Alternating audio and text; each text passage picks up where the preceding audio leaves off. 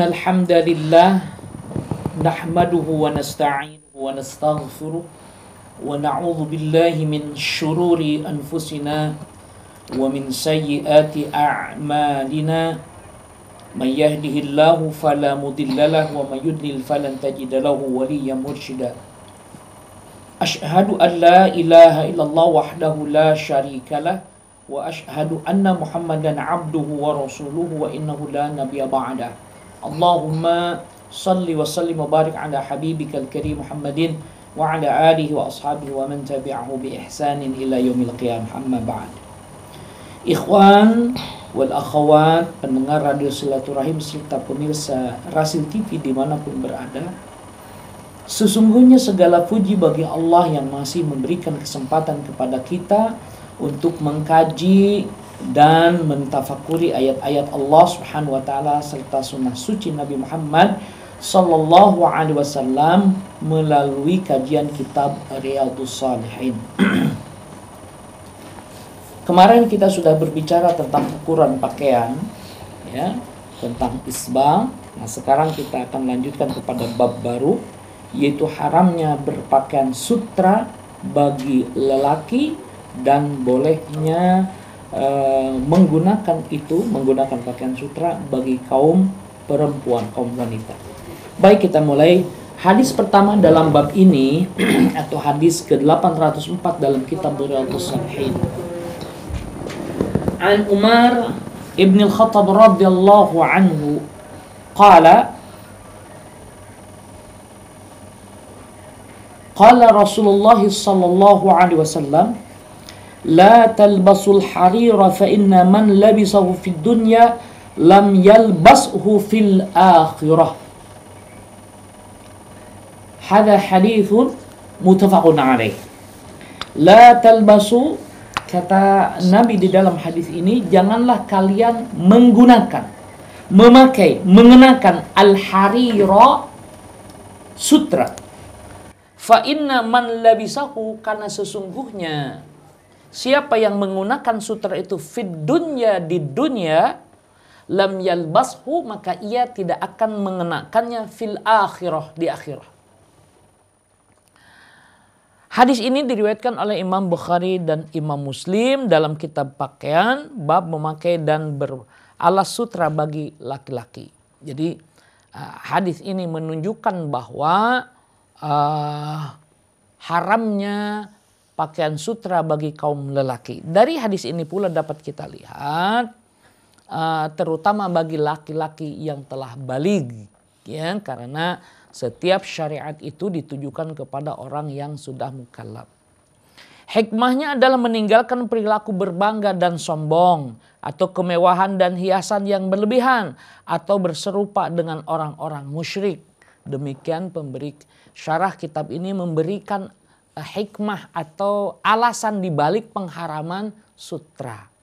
Ya, ini yang pertama. Kemudian hadis berikutnya, hadis kedua, masih dari Umar bin Al-Khattab, bahwa Umar mengatakan sami'tu Rasulullah sallallahu alaihi wasallam yaqul innama yalbasul harira man la khalaqa lahu.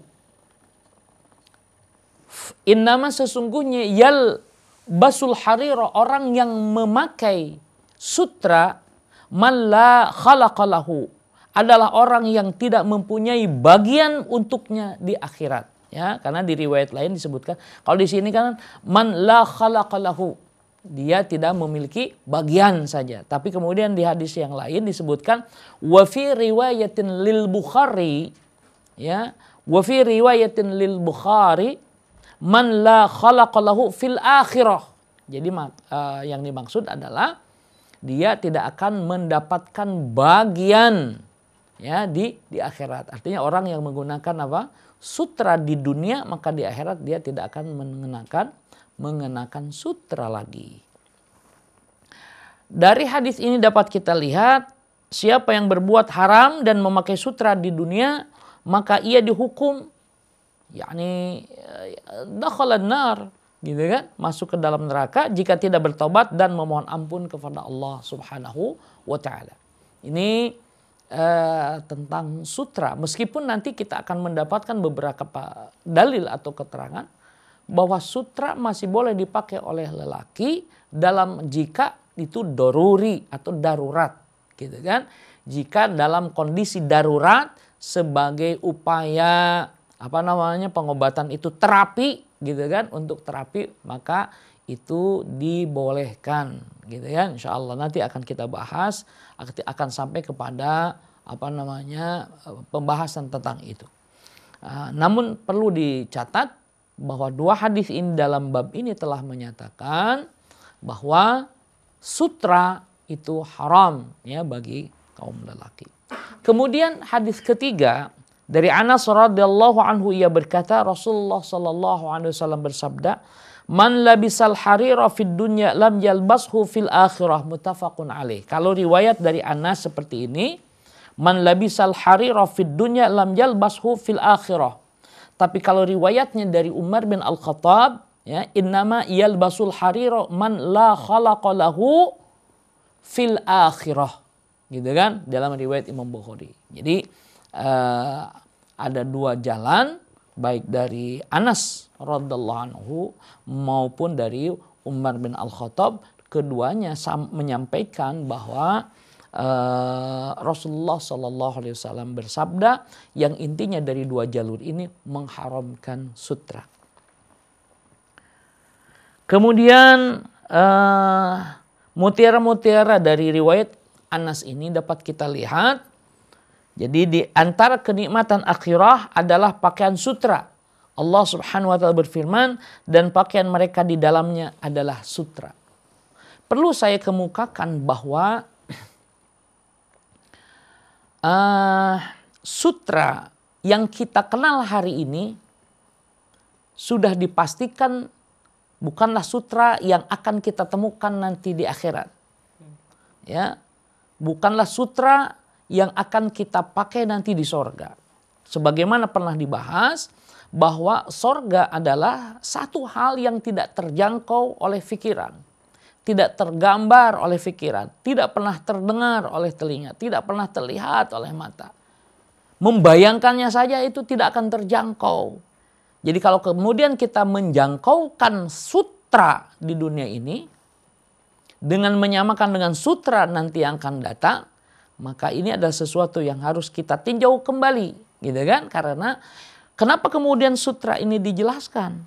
Karena ini adalah sesuatu yang sangat disukai oleh manusia, satu keindahan yang mereka ingin kenakan, maka nanti di akhirat itu diilustrasikan sebagai orang yang masuk surga, orang yang masuk surga mengenakan pakaian yang sangat indah, yang sangat menyenangkan pemakaiannya. Maka dipinjamlah bahasa sutra itu. Ya, jadi sutra di sini bukanlah sutra yang akan kita temukan di dalam surga nanti, tetapi intinya adalah bahwa kemewahan akan didapatkan nanti di dalam surga. Bahwa kemudian sebagaimana hakikat daripada kemewahan di surga, wallahu a'lam. Ya, jadi setiap dalil yang menjelaskan tentang surga, tentang keindahan surga, itu hanyalah dalil yang hanya baru mampu dipahami oleh nalar manusia. Adapun hakikatnya lebih indah dari itu sendiri. Ya, jadi lebih indah. Jadi susah menggambarkannya. Ya, tetapi sekali lagi karena itu yang baru mampu dijangkau oleh nalar kita, maka itulah pemahaman.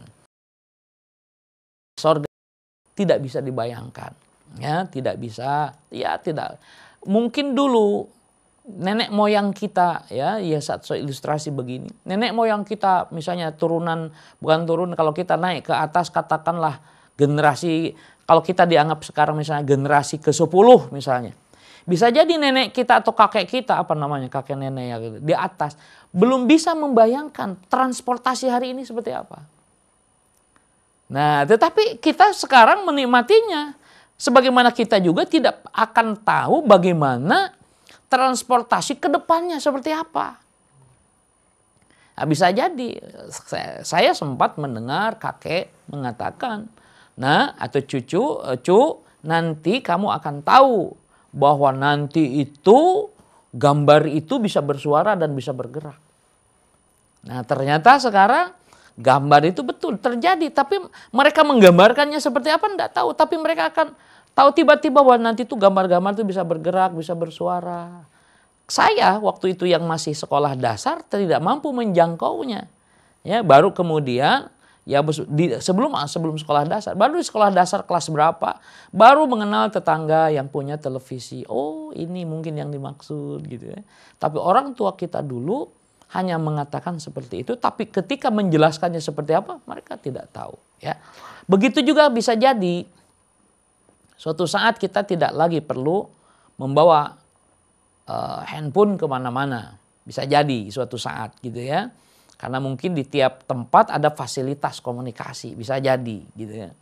Mau tidak lagi kemudian kita meminjit tombol, bisa jadi. Cukup mengatakan buka, terbuka pintu. Tutup, tertutuplah pintu ya. Ada itu hal yang tidak, bukan hal yang mustahil.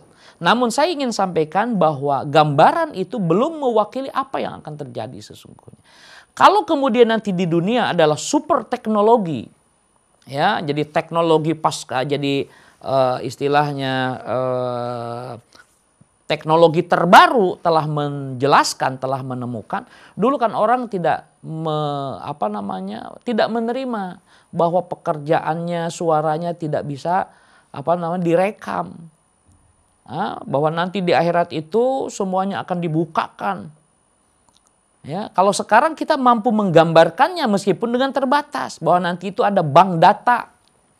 Bank data dalam pengertian suara kita dan lain sebagainya. Oke, kembali kepada permasalahan, kita sedang membahas masalah ini. Jadi sekali lagi di dunia ini menggunakan sutra, namun kemudian nanti di sorga bukanlah sutra yang digambarkan di sini.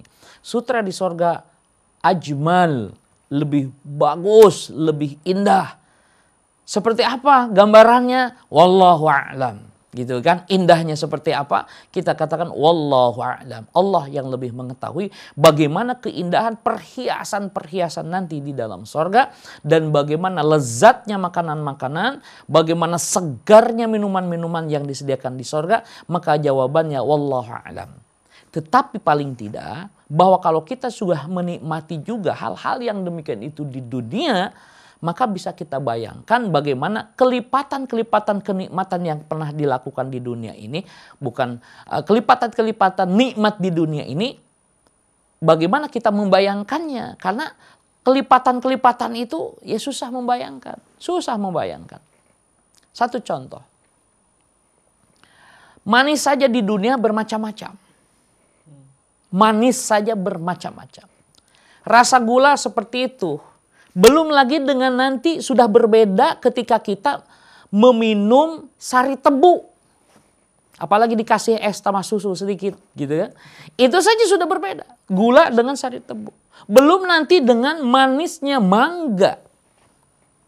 Dengan manisnya nanas. Itu semua kategori manis. Tapi tidak ada satu pun di situ yang sama.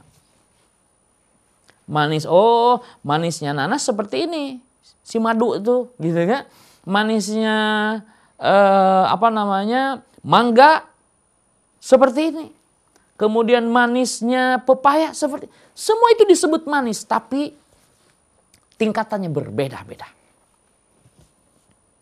Oke, kaum bapak menilai, orang India itu cantik, tapi ketika lihat orang Arab, cantik juga. Lihat orang Indonesia, cantik juga. Orang Thailand, cantik. Dan berbagai macam suku bangsa memiliki karakteristik kecantikan-kecantikan itu.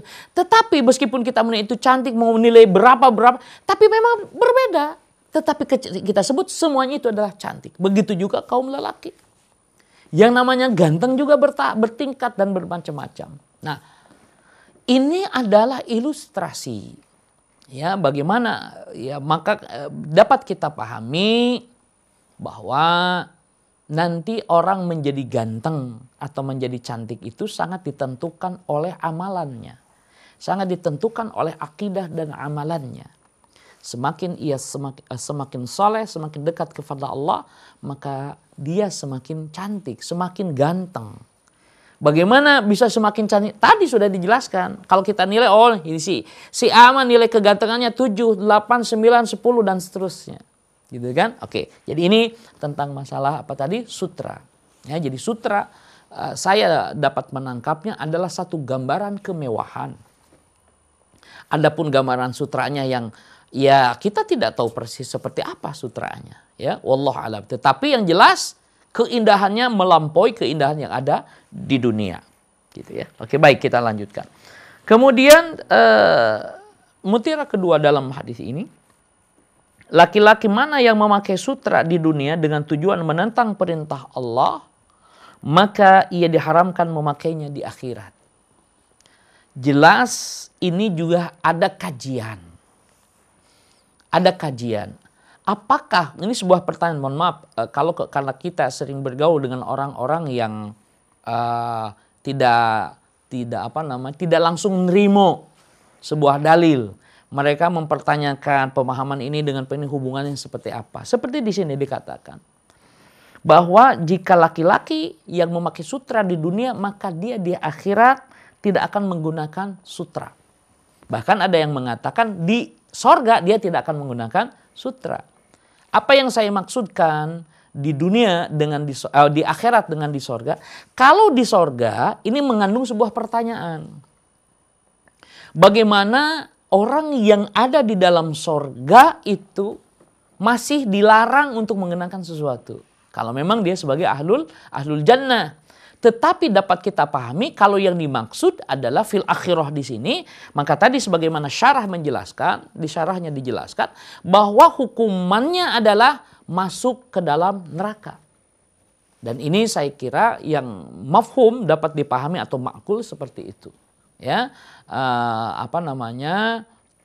orang yang melakukan keharaman sebagaimana tadi dikemukakan, salah satu di antara keharaman itu adalah menggunakan atau yalbisu al-harir, menggunakan sutra. Maka dia tidak akan menggunakan sutra, maksudnya dapat dipahami bahwa dia di akhirat tidak akan menggunakan sutra, artinya karena dia melakukan keharaman, maka dia tidak akan menemukan lagi sutra di akhirat. Kalau begitu berarti dia berada di neraka. Ini ancamannya. Gitu kan? Ini ancamannya. Bahwa kemudian nanti pada akhirnya dia harus masuk surga atas kebijakan Allah Tabaraka wa Ta'ala. Nah, menjadi pertanyaan, ya, bagaimana kemudian kalau dia masuk surga namun kemudian di dunia dia pernah menggunakan hal-hal yang dilarang oleh Allah Subhanahu wa Ta'ala, di antaranya adalah menggunakan sutra. Maka sebagian mengatakan yang dimaksud tidak akan menggunakannya lagi di akhirat karena dia masuk neraka. Tapi kalaupun ia nanti pada akhirnya masuk ke dalam sorga, maka dia akan menggunakannya juga. Nah, ini jadi ada beberapa latar belakang yang harus dipahami.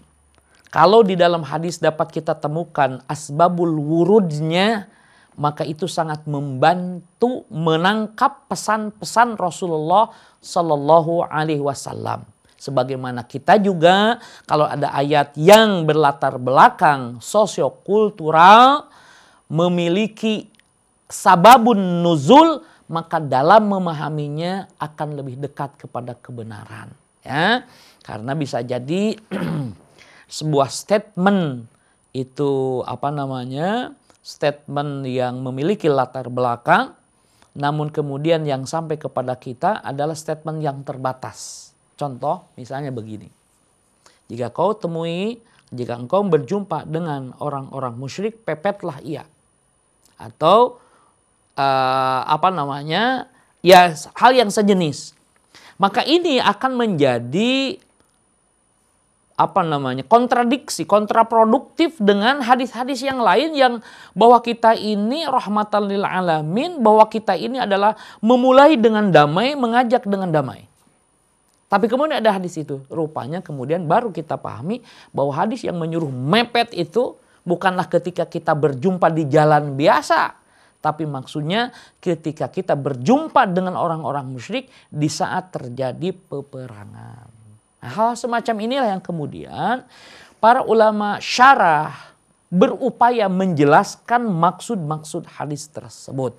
Ya, maka kita bersyukur kepada Allah, ternyata ulama-ulama kita telah menjelaskan berbagai macam hadis itu dengan penjelasan-penjelasannya, dengan syarah-syarahnya. Di antara mereka juga ada yang berupaya untuk memberikan derajat atau status dari hadis tersebut. Kemudian setelah diketahui bahwa hadis itu paling tidak hasan atau sahih atau mutawatir, maka kemudian mereka mencoba memahami pesannya apa, isinya apa yang terkandung di dalamnya. Nah, oleh sebab itu kita sebagai umat Islam yang hidup pada abad ke-15 di tahun Hijriah ini, hitungan Hijriah ini, kita bersyukur kepada Allah Subhanahu wa taala karena karena diberikan kemudahan oleh Allah Subhanahu wa taala dalam menangkap pesan-pesan maksud ayat dan maksud hadis Nabi sallallahu alaihi wasallam. Baik, kita lanjutkan kepada hadis berikutnya, hadis dari Ali radhiyallahu anhu qala ra'aitu Rasulullah sallallahu alaihi wasallam akhadha hariran faja'alahu fi yaminihi wa dhahaban faja'alahu fi shimalihi thumma qala inna hadzaini haramun ala dhukuri ummati Rawahu Abu Dawud bi isnadin hasan. Menarik sekali. Ini sekarang jalurnya dari sahabat Ali radhiyallahu anhu. Beliau melihat Rasulullah SAW mengambil harir, mengambil sutar sebelah kanan, kemudian emas sebelah kiri, kemudian beliau katakan, inna hadzaini haramun. Sesungguhnya dua ini, yaitu harir dan zahab, gitu kan, adalah haram ala dzukuri ummati, atas lelaki pada umatku. Nah, ini jadi sudah ada 3 jalur yang dapat kita pahami bahwa pengharaman harir, bahkan dari riwayat Ali bin Abi Thalib ini ada pengharaman emas juga. Nah, dari riwayat ini dapat kita lihat pengharaman tegas terhadap sutra dan emas bagi laki-laki yang telah baligh. Pengharaman memakai sutra ini dikecualikan untuk kasus penyakit seperti gatal, karena sutra dapat dipakai sebagai sarana terapi, ya, sebagaimana nanti akan kita jelaskan pada bab-bab berikutnya. Hadis berikutnya, hadis kelima, dari Abi Musa al-Ash'ari radhiyallahu an, anna Rasulullah sallallahu alaihi wasallam yaqul, hurrima libasul hariri wadh-dhahabi ala dhukuri ummati wa uhilla liinathihim. Kalau ini semakna, ya, isinya semakna dengan riwayat melalui jalur sahabat Ali bin Abi Thalib. Kalau ini dari Abu Musa al-Ash'ari menyatakan hurrima libasul harir, diharamkan penggunaan pemakaian sutra wadh-dhahab dan juga emas ala dzukuri ummati, atas lelaki-lelaki umatku, wa uhilla, dan dihalalkan liinathihim, untuk kaum wanita mereka. Him dimaksud adalah ummati, ya. Jadi untuk perempuan-perempuan umatku maka uhilla, dihalalkan, ya. Dari hadis ini dapat kita lihat selain mengandung kesimpulan hadis sebelum-sebelumnya, hadis ini juga menjelaskan kehalalan memakai sutra dan emas bagi wanita. Ya, kenapa sekarang bagi wanita? Karena bagi wanita bukan hanya kemudian dalam kehidupan kita lihat sosio dan kultur pada zaman Nabi SAW, muslimat menggunakan pakaian kemewahan itu pada hanya untuk, pertama untuk suaminya, kedua hanya pada acara-acara tertentu. Dan kita tahu dari berbagai penelitian, mereka menyimpulkan bahwa kenapa perempuan? Karena perempuan itu adalah seindah-indah makhluk, kata mereka.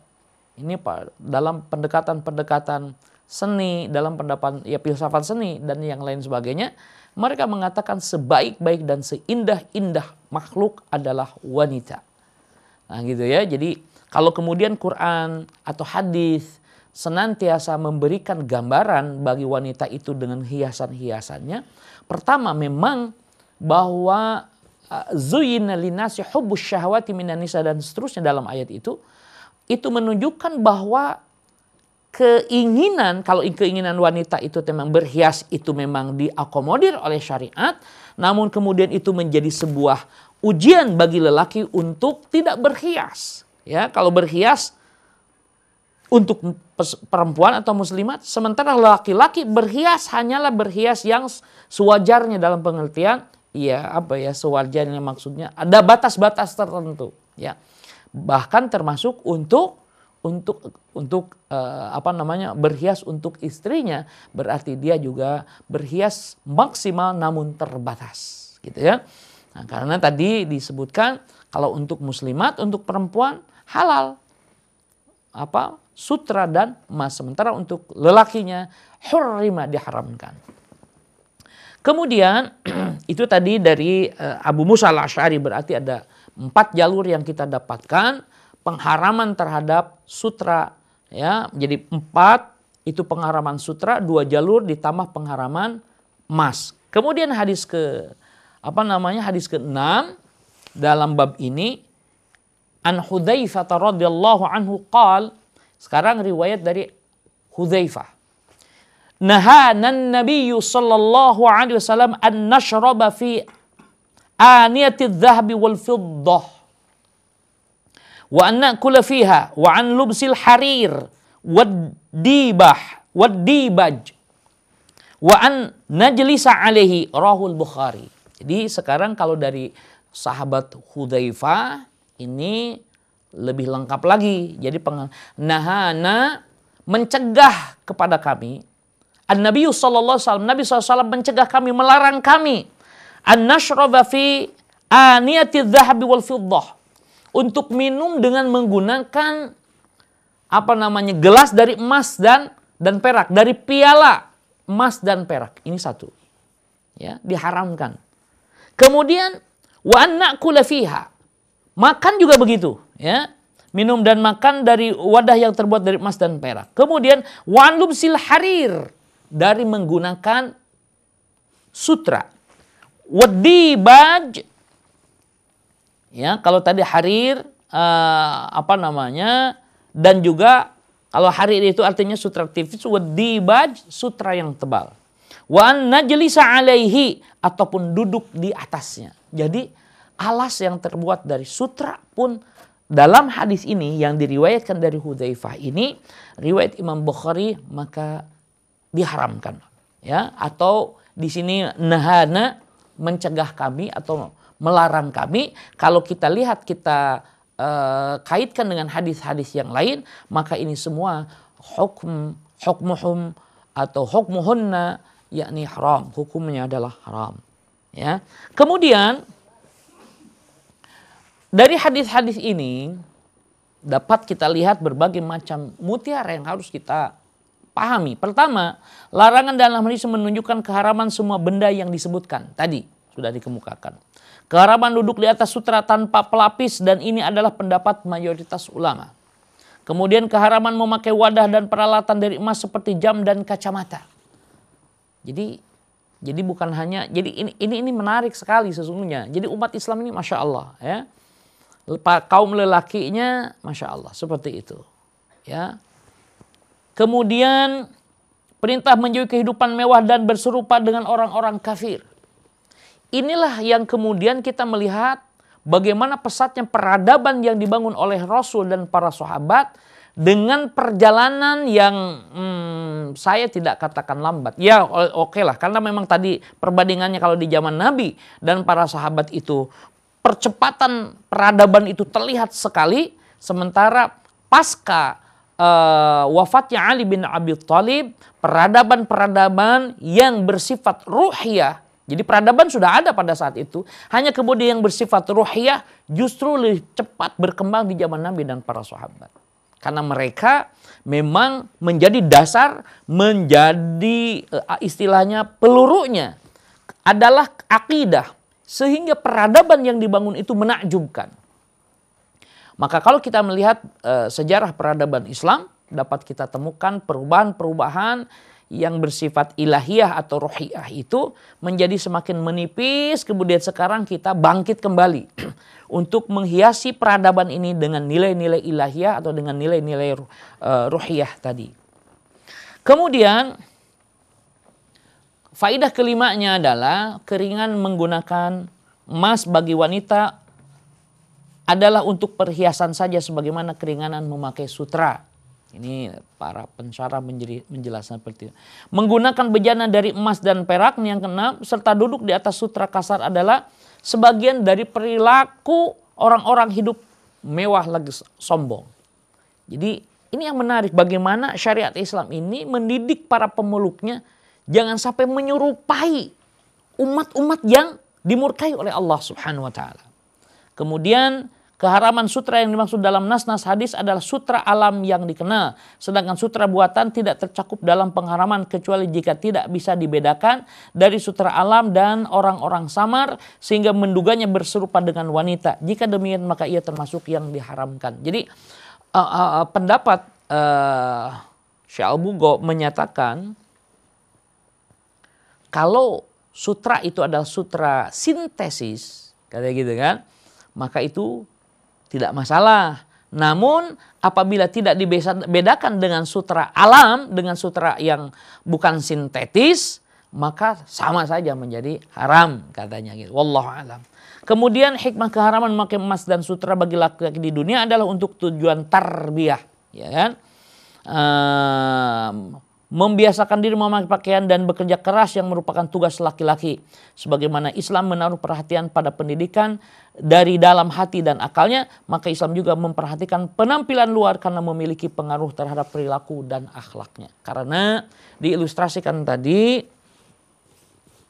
oleh pensyarahnya bahwa itu ilustrasi pertama tarbiyah, pendidikan agar dia laki-laki itu mengekang hawa nafsunya. Kedua, ini khawatir mengganggu, begitu kata kata pensyarah kitab ini, khawatir mengganggu pekerjaannya, padahal lelaki itu memiliki karakter pekerja keras, gitu ya. Wallahu alam. Sekali lagi saya katakan wallahu alam, karena inilah yang kemudian dapat kita kaji lebih dalam lagi dalam kajian-kajian yang memungkinkan. Saya kira ini sebagai pengantar dalam kajian pada sore hari ini. Mudah-mudahan kita semakin terbuka wawasan-wawasan ini dan kita berupaya semakin mendekatkan diri kepada Allah Subhanahu wa taala.